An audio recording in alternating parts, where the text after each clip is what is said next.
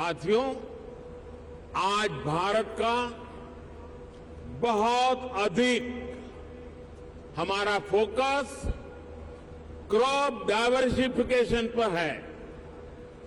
छोटे किसानों को ज्यादा साधन देने और उनकी इनपुट कॉस्ट घटाने पर है। इसलिए नेचुरल फार्मिंग की तरफ हम तेजी से बढ़ रहे हैं। यहां यूपी में गंगा के किनारे दोनों तरफ 5 किलोमीटर क्षेत्र में नेचुरल फार्मिंग शुरू हो गई है। अब इस वर्ष के बजट में हमने किसानों की मदद के लिए 10,000 बायो इनपुट रिसोर्स सेंटर बनाने की घोषणा की है। ये नेचुरल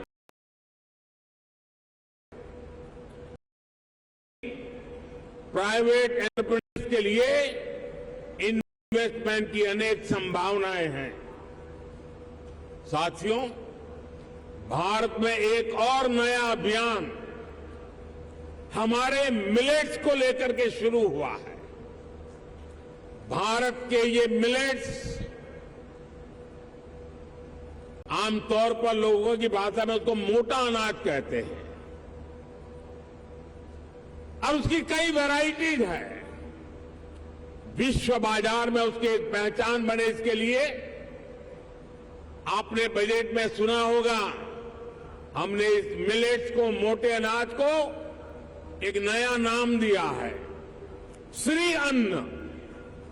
ये श्री अन्न जिसमें न्यूट्रिशन वैल्यू बहुत अधिक है, ये सुपर फूड है।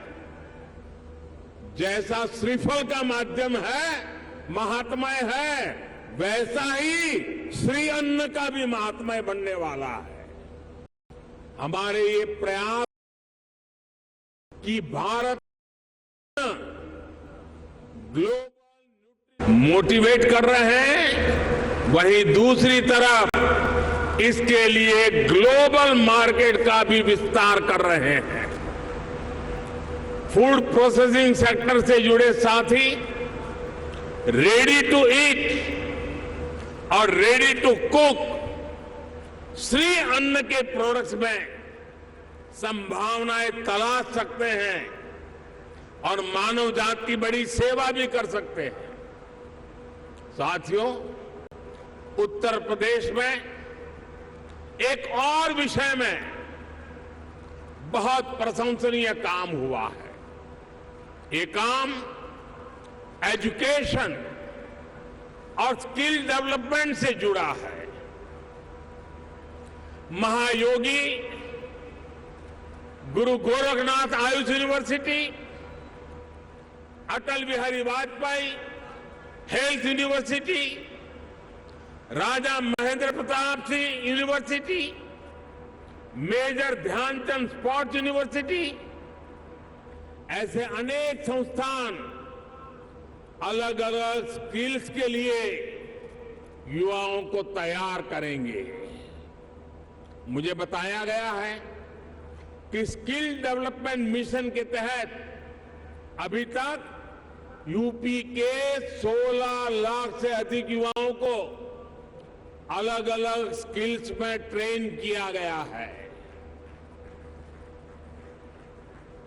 यूपी सरकार ने पीजीआई लखनऊ, आईआईटी कानपुर में आर्टिफिशियल इंटेलिजेंस से जुड़े कोर्सेज भी शुरू किए हैं। और मैं जब अभी आ रहा था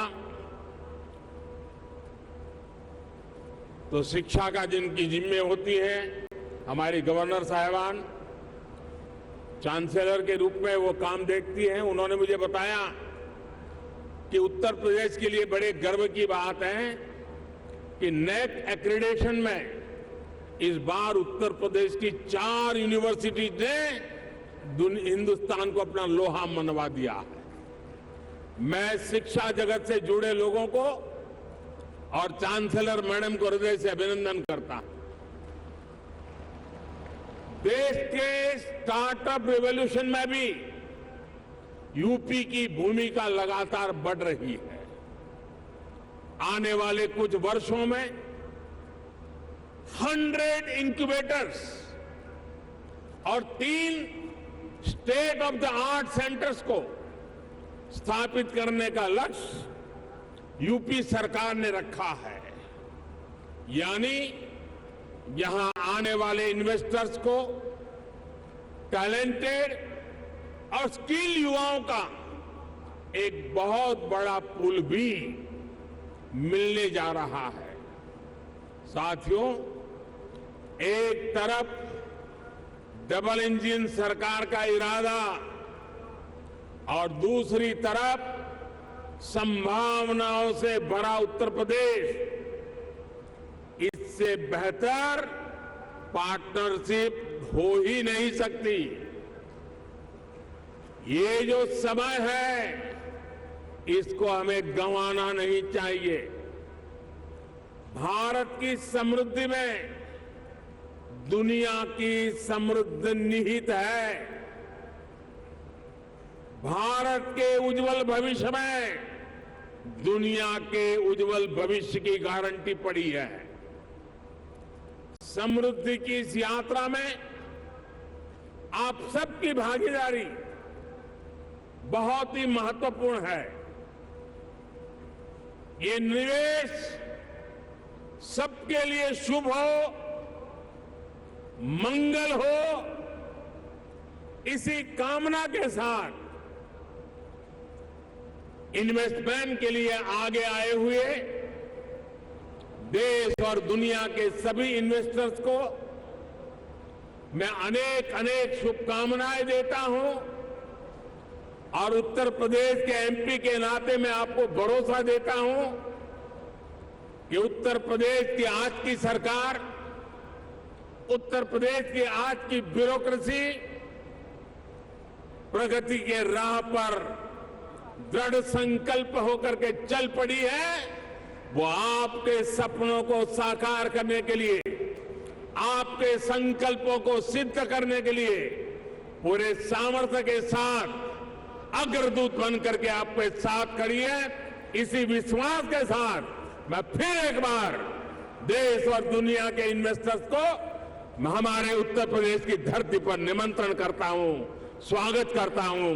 बहुत बहुत धन्यवाद। तो प्रधानमंत्री नरेंद्र मोदी को आप सुन रहे थे। यूपी की ग्लोबल इन्वेस्टर समिट से प्रधानमंत्री ने कहा कि यूपी सरकार लगातार प्रगति की ओर अग्रसर है, विकास की ओर अग्रसर है और किसानों की लागत कम करने पर हमने जोर दिया है। दुनिया में भारत की तरक्की आगे बढ़ रही है और उज्जवल भविष्य की तरफ आगे बढ़ रही है। भारत के उज्जवल भविष्य में दुनिया उज्जवल होगी और भारत की प्रगति में दुनिया की प्रगति है। इस वक्त प्रधानमंत्री नरेंद्र मोदी ने ये शब्द कहे हैं, साथ ही मोटे अनाज को लेकर भी कहा और साथ में जो इन्वेस्टर्स यूपी में लगातार इन्वेस्ट कर रहे हैं, निवेश कर रहे हैं, उनको संबोधित करते हुए कहा कि आपका निवेश विकास की ओर और प्रगति की ओर आगे बढ़ रहा है, जिस पर यूपी सरकार काम कर रही है।